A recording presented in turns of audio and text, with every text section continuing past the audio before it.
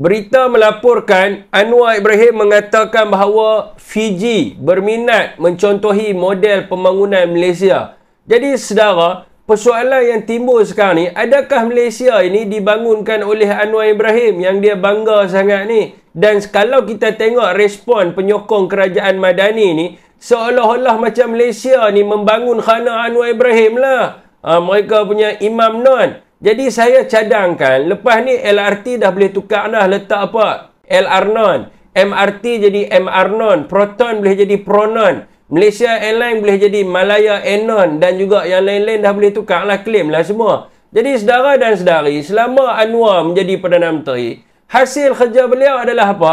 Memodernkan jamban-jamban di seluruh Malaysia. Di mana Anwar Ibrahim ni hanya layak digelar sebagai bapa pemodenan jamban Malaysia. Itu sahaja jasa Anwar kepada negara. Yang lain-lainnya dibangunkan oleh pemimpin-pemimpin yang terdahulu, bukannya Anwar Ibrahim. Zaman Anwar ni, rakyat semakin terseksa, tertekan. Kerana apa?